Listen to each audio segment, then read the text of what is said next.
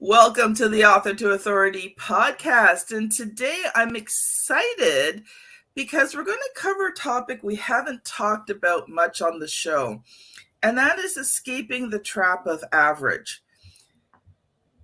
One thing I have learned is that if you want to build your business better, bigger, stronger, and faster, average is not the word that you want to use.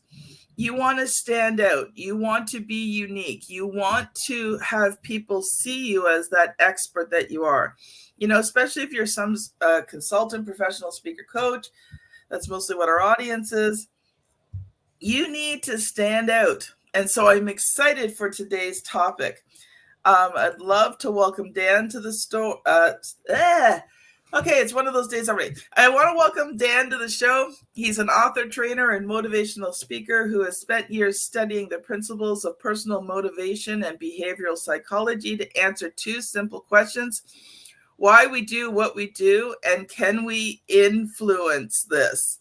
Dan, welcome to the show. Thanks, Kim. It's great to be here. And yeah, I've had some coffee, plenty, so I'm probably going to get my words a little tangled as well. But it's the start of a good day, right? So our brains are working faster than our mouths, maybe. We'll call it that. That happens a lot some days. Dan, I just want to start off with just the really obvious question. And even though it's obvious, I think sometimes we don't think how impactful it is. And the question is basically this: what happens to you when you stay average?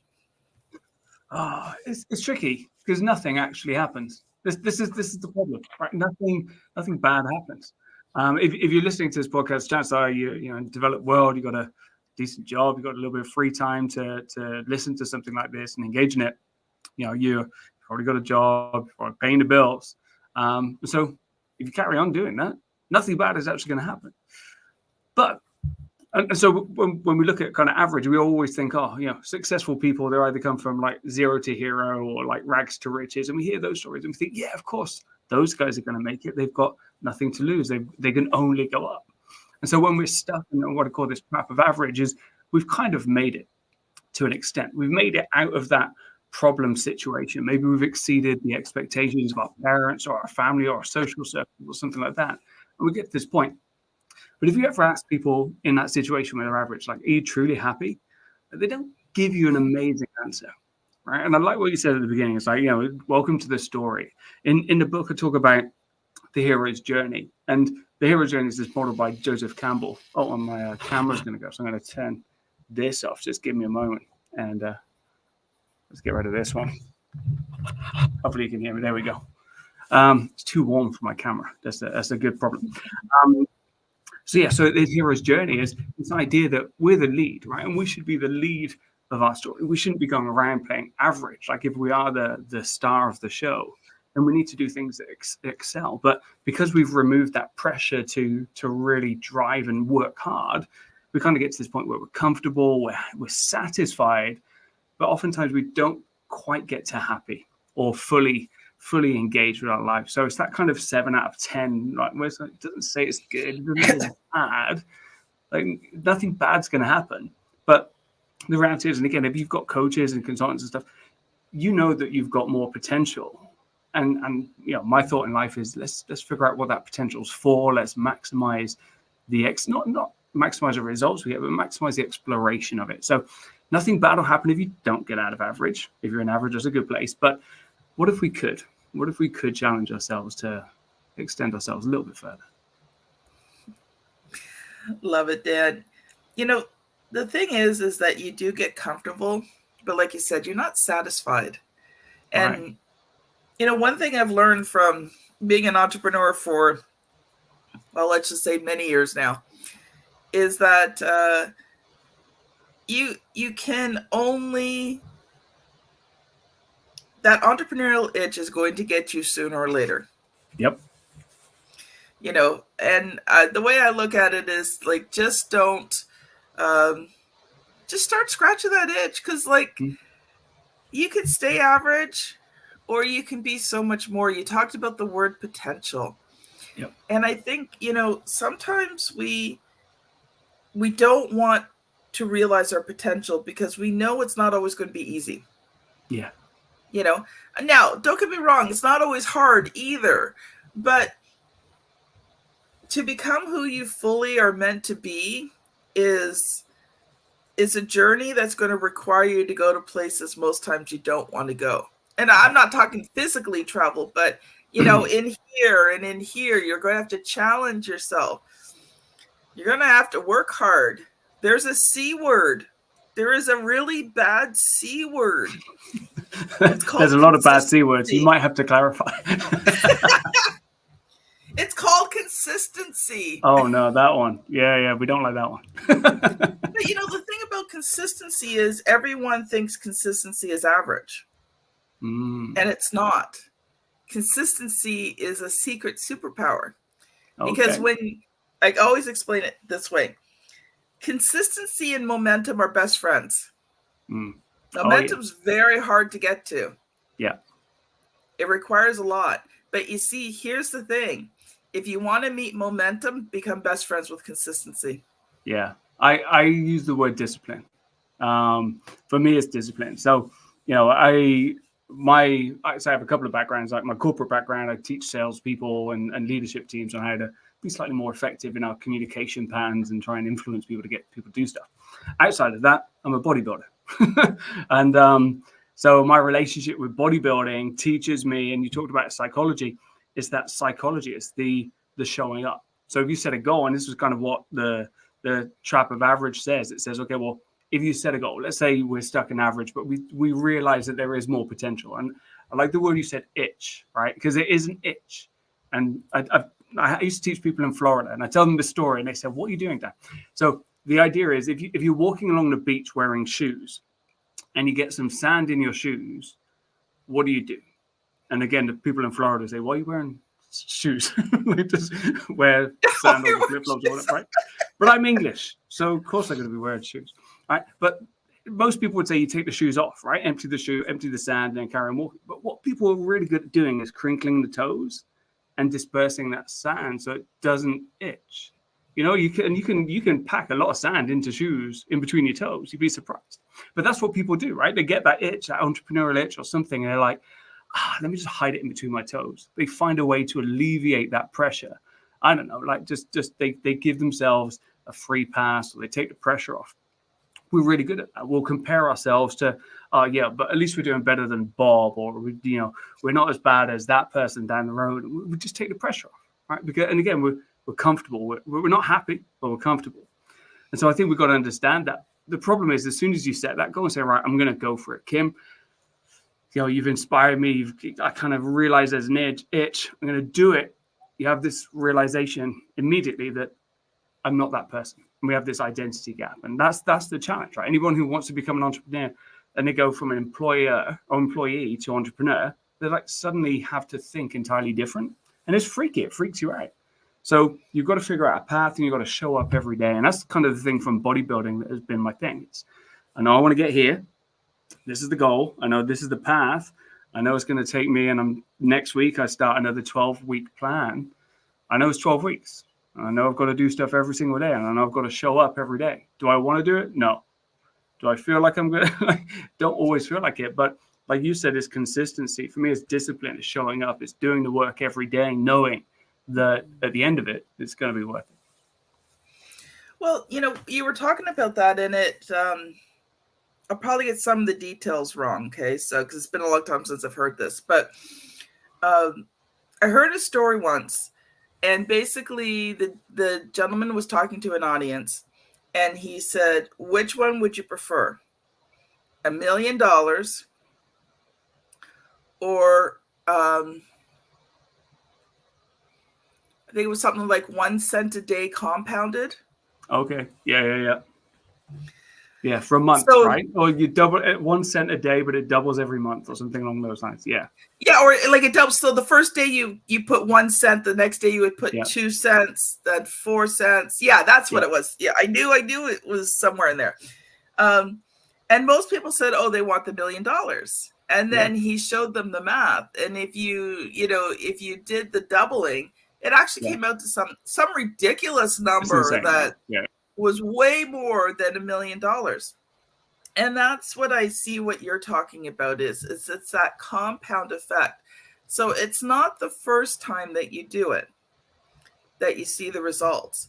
But when you've done it day in, day out, you've done the things that you've needed to do, it's like they just start slowly piling on top of each other, right? Until you hit that point where it takes on a life of its own. Right. And that's what happens a lot of times in business when you're willing to pay that price and not be average. The difference between, consultants, professionals, speakers, and coaches, who are making, let's say, tens of thousands, to then hundreds of thousands, then to millions, is the small details. It's the consistency of, connecting with podcasts to do podcast interviews. Yep. That is not exciting. Sending out, doing the research, sending out an email, or using things like Podmatch, which you and I use.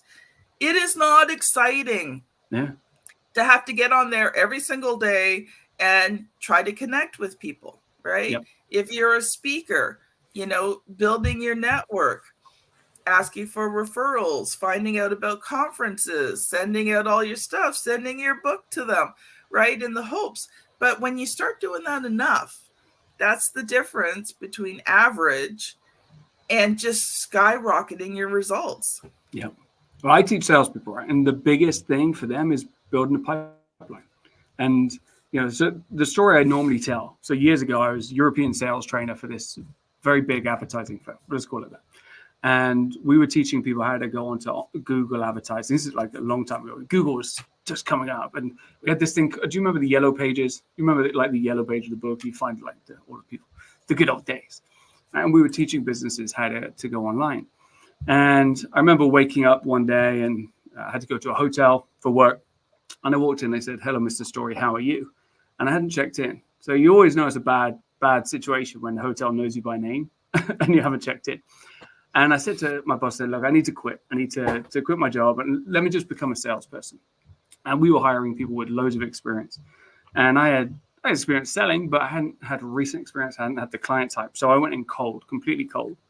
And in my first month, I literally just hit the phones. I was doing what I'd been teaching people to do, making cold calls, prospecting, doing that whole thing. And I went really hard. Like I was focused. I was in the zone. A lot of coffee. We have free Red Bull at the time. I remember that, taking advantage.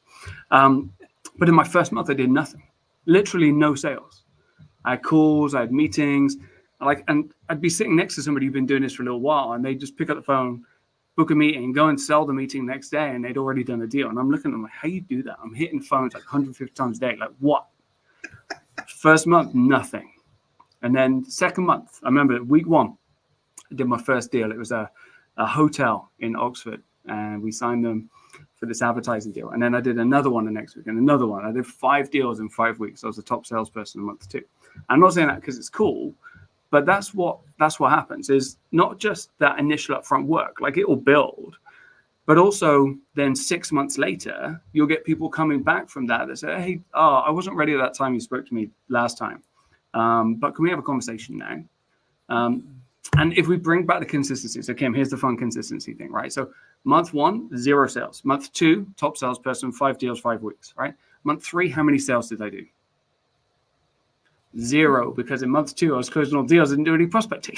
So that's why we need to be consistent. Otherwise, we're going to ride that wave. So, plan all the things, show up every day, do a little bit.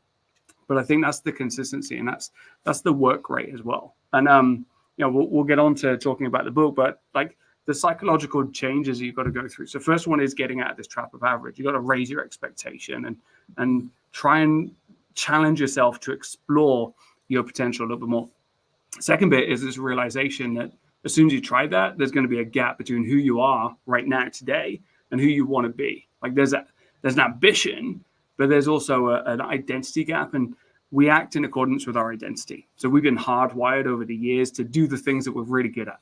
So the second we try and change, our brain is going to go, nope. And it's going to try and enforce all of the behaviors that we've done up until then. So it's really difficult to escape that, right? So not only do we set a goal, we've got to get outside that, then we've got to show up every day in a way that we don't feel like it. That's where the discipline, the commitment to show up comes in.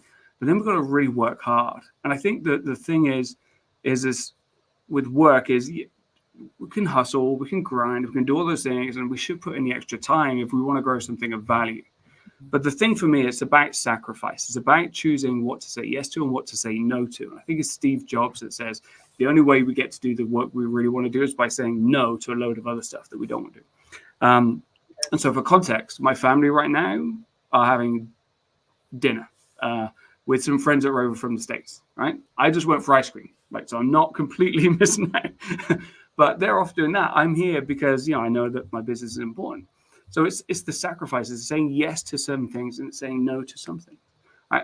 It's just a now. Like I often, when I talk about sacrifice, people think goats and virgins. It's like, oh my God, like we're not throwing anything into a volcano right now. We've evolved slightly, but I see it as a strategic move in chess. I don't play chess, but when you sacrifice a pawn on a chessboard, you do it for a reason. And you know that reason is because later on down the line, you're going to get something greater in return. And so this is what we've got to figure out, is if we are going to challenge ourselves, we're going to work a bit harder. Don't just go crazy. Like, just choose, how do I trim stuff down? How do I eliminate things from my life so I can focus on the things that are more important? And family is important. I'm not going to lie. Like, we're going to go and have a lot of fun. We had a lot of fun yesterday. We explored some castles. But today I'm like, you know what? I need a little bit of time for my business. So we're going to come and do this. You say the word sacrifice, and of course we're all like, especially coming out of COVID. And I think COVID taught me something, and I think it taught a lot of people something, but I think people have rebelled against it since then. Yeah. But, what it taught me was the things I could do without. Yeah. Do I really need that? Now, for some people, that caused a lot of mental anguish and stress, and, and I can't say that I successfully came through COVID without days of wanting to scream, hit and kick the wall and just rebel and do what I want just because I want to do it. But I realized that there was a lot of things that I could do without. And I don't always need these things. And I think, when you apply that to business, what are the things you really don't need? What are the things that you're doing? There are things that you're doing that you're not good at. And you're doing them because you have to. And your brain's fighting you because it doesn't want to do it, but you're doing it because you have to. But, with that mindset is, okay, what things can I pass on to somebody else? Yep. Because something I've learned is there are people who love doing the thing you hate to do. Okay. Now, my office, you'd never know it from my office, but I'm actually a pretty organized person. Okay. My office is my one space that I kind of let go because it actually helps my creativity as a writer. Yeah. But, in my business, I'm organized. I have systems. I have ways of doing things. It's kind of confusing because I've got these two sides of me. I've got this very organized side and I've got this very creative side, and some days they fight. But I realized that while I'm very good at organization, it's not my happy place. Yep. But I do it because it needs to be done. Okay. But I realized a long time ago in the publishing business that tracking everybody's projects, making sure that, this got to this person and this went there, and it just bored me to tears. So one of the best things I did is I brought on a book project manager, someone who loves to be organized. It drives them nuts when things are not organized. And it's been one of the best things because while I'm good at it, I hate it. Yep, exactly. And it takes your energy away. It takes your energy away from the other stuff. Yeah, 100%. I talk about this a lot. Like, so there's a couple of things in here. So number one is, work hard, but then work smarter, right? Don't just keep doing all the stuff. There's no way you can. I remember a coach of mine he said this. I still remember the moment. He said, alone we go fast, together we go far. And I've always remembered that. It's like an African proverb. Like, you got to have a team. And if I go far enough back, my sport, actually, I played American football at a fairly decent level in Europe. And if you think about the quarterback, let's take Tom Brady, for example, when he was playing, how many coaches and support staff did that just one individual have, right? And that's what you got to think to be world class, is you've got to have a team around you. You can't do everything. But then second time, if you're going to delegate something, you got to know how to do it better than the person who does it. So, or at least you're going to know how to manage it and not just give it to them. You got to know how you want it done. And actually, we'll talk about my book process. I had an outsource agency that I was working with, and I ended up taking the book back off them because they weren't doing it to the standard that I wanted it to. And this is my second book. I knew what was going on, so I was better informed. I was better informed. So I was like, nope, that's not acceptable. They were trying to tell me this is good. I'm like, no, that's not good. Let me show you what good is. 5 minutes, bam, there. So I definitely think you have to delegate. But you got to write systems, and there's a lot of people that talk about this. There's the E-Myth by Michael Gerber, which is probably the best book on this subject. Is extricating yourself, pulling yourself out of your business and creating a system. I think Tim Ferriss talks a lot about it in kind of 4-hour work week and things like that. Is know what the process is, create the system, create the manual, give that to someone, outsource it, and then just manage. And that's what I do. Like, I learned how to do everything in my business. In fact, I can do everything in my business. Now, I can't do everything well, but I can do it. Yeah. But when I bring on somebody new, here's what I do. I usually try to find someone who's better at it than I am. Yeah. But I teach them my system first. And then I look at them and I say, you're probably going to figure out 50 million different ways to do this bigger, better, stronger, and faster than I can. Yep. So here's the deal. I don't care how you do it, as long as it's morally, ethically, and legally okay. Beautiful. Yeah. I've taught you my way to do it. Now go restructure it. The only thing is you have to be able to document it, because there may come a day when you're not here, and I've got to be able to show the next person how to do it. This is one of my favorite quotes. I think, and I can never remember who it is, but I'm pretty sure it's Eisenhower. He says, "Don't tell people how to do stuff. Tell them what to do, and let them surprise you with their creativity," or something along those lines. I've managed teams, right? And I've got a very clear way of doing things. I like to do things. I'm very controlling. It doesn't get you anywhere. So you got to let go. And people go to places different ways. And as a leader of any kind of people, you've got to be accepting that people are going to find their own way. But as long as they get to the place you want to get to, so paint the box, I think you're doing a perfect job. And then and let them get creative. And if you can choose better people, then let them drive. Dan, we're going to switch gears here, because you are an author of a book. So tell us the name of the book, tell us a little bit about the book, and then I'm going to ask you the question that I ask every single author that comes on the show. All right, cool. So the book is this one. It's The Personal Transformation Blueprint. As I mentioned, I'm a bodybuilder, and I only started this recently, actually after COVID. Before COVID, I was an American football player. I was very happy playing with my buddies on the weekend. And then COVID came, had a daughter, and life changed. And I was like, okay, well, I still have this competitive aspect, but the gyms were closed. There was nothing I could do, couldn't play football. And it got to a point where I got, actually I saw a photo. It was a photo of me on a beach, and I was like, that's not me. Like, it was, but it was a picture of a guy who wasn't living up to everything that he talked about. And that was me realizing that I was stuck in this average place. And so I kind of kicked my butt and said, look, you got to go and do something. So I chose this bodybuilding journey. And again, like I said, step 1, raise your expectations. Step 2 is immediately the brain kicks in and goes, nope. So I had this massive imposter syndrome. It's like, you're not a bodybuilder. And I would go to conferences and I say, hey, my name is Dan Storey, I train salespeople, et cetera, and I'm a bodybuilder. And I hadn't been a bodybuilder. I was training to be a bodybuilder, but I hadn't competed. And my brain was going, what's going on? What's going on? So I realized there's this massive hurdle that you've got to overcome. And anybody that sets a big goal is you've got to rewire your mindset. And, like you said at the beginning, I've been studying this psychology thing for a little while. And so it's fun, actually. The journey was about, how do I apply all these ideas in the context of bodybuilding? And so it had the mindset thing. And I can remember various points during the journey going, oh my God, like having realizations. And then the third part is about, and you mentioned it, is our relationship with work and the ability to raise the energy that we've got for a project.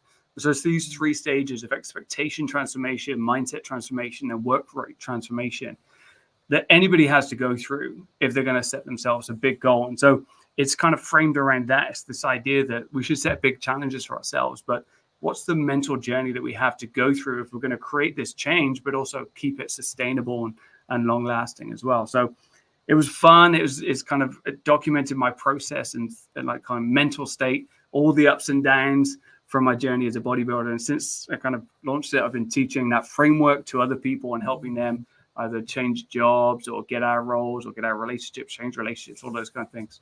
So yeah, it's been a fun process, but also, you know, having written a book, you'll notice it's not fun, but it's worthwhile. So you had mentioned you had written a sales book many years ago. So we'll just talk about this current book. Cool. So what was the good, the bad, and the ugly about writing, editing, and publishing this second book for you? So the good is that once you've done one, the second one is always easier. So the good was I could be a lot more open in my voice. The first one I wrote was like I was trying to write a book, and now this one, after years of practicing writing, I was writing with my voice. So I think if you're listening and you're thinking about writing a book or you're getting into that, be comfortable in who you are, because, and I saw this quote the other day, there's no unique message, only a unique messenger. And I think the more unique and authentic we can be in the way we say things, the more it'll connect. Not everyone's our audience, but we got to say the things that we want to say in the way we want to say them, and it'll connect with the people who need to hear it. So I think that was the best thing is I could put all of my energy and weird sense of humor into my writing, and it just felt really good to write. Awesome. Okay, so you mentioned that you were having issues with the publisher. So talk about that a little bit, because, you know, sometimes there's this dichotomy today between, you know, going with traditional publisher, going with a hybrid publisher, completely self-publishing. Yep. And, you know, there's benefits and not good benefits to both. But talk a little bit more about that experience. Cool. So I'm self-publishing, and that's a route I want to take. I knew this book was for me and clients that I work with and stuff like that. So I didn't even bother approaching a publisher. At the time I had a job. I was global head of training for a well-known technology firm. And I thought, you know, I know how to do this. I know how to typeset. I know how to do all these things. But let's take my advice from the book. Authors always take your advice, like if you can. Just, I know it's hard, but we got to do it. And I was like, right, how do I outsource? How can I give this to someone to free up some space? I can focus on other stuff. So I found it's like an online publishing house. And I said, look, I need some help, typeset, design, do all this kind of stuff. They're like, yeah, we can take this on. And we'll do the audiobook and all that kind of stuff. I'm like, great. I sent them a document, manuscript. They sent something back, and it just didn't look right. I'm like, you guys have done this before, right?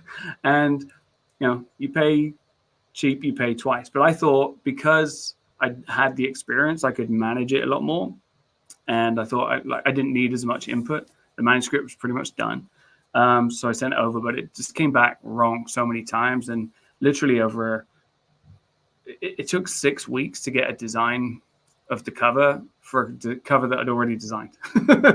And that should have given me a clue. But, you know, I was trying to do what I said. And I said, come on, let's try and work with them, give the benefit of the doubt. The typeset came back and it was just terrible. And look, guys, I think it's probably best that we part ways. I think here's the reason that's bad is not because the end product is bad. I'm quite lucky I managed to fix it, save it all myself, like I said, do it myself. I think what was bad about that is not the outcome. It's just if somebody else had been in that situation and they'd accepted what had been told, I think that would have been a worse outcome for them. So I'm proud that I tried to do it. It delayed the release of the book by a decent amount. But I'm just glad that we kind of got to the end result. I think what did allow me to do is actually allowed me to get a lot more people proofreading and editing it and stuff. So it gave me a little bit more time. And there's never enough editing, I think. That's true and not true at the same time. Yeah. Because you can get into paralysis analysis where you actually never release the book because you're constantly editing it. Yeah. But, you know, one of the things I teach as a publisher is to always check out the publisher first. So check out samples of things that they did, because, you know, you want to be able to see what types of things they do and whether you like it or not. So, you know, like if you're checking out this publisher and the books they've done and you're like, well, I don't like this typeface, I don't like these covers that I'm seeing, you know, you're finding, okay, no book's ever perfect. There's always going to be a few mistakes, like a few little mistakes. Okay, Yeah. Never perfect. Excellent, but not perfect. But, you know, if you're finding a lot of mistakes, these are things that you need to talk about and you need to ask questions. So some of the questions that, you know, I teach my clients to ask, even ask of me, is, you know, like, what are the policies if you're not happy? Like, how do you resolve problems? So, you know, at RTA Publishing, we tried to put systems in place. So one of the things that we did is we created a design book for our clients. And so they got to pick what they wanted for their book. So they already got to see what it was going to look like because they were the ones that were picking it out. We weren't saying this is what it's going to look like. We gave them choices that said, okay, here are the choices that we are really good at. If you want something outside of this, we can't guarantee that it's going to look good because we've never used this before. But if you stay within, you know, and you got lots of choices, then, you know, we can give you a book that looks good. But I think you have to have those conversations and not just go online and pick somebody because, you know, like you said, it delayed your project and ultimately you ended up doing it yourself. Now, you had learned how to do it. And actually, it's not that hard. No. But it is eye-straining, meticulous work. Yep.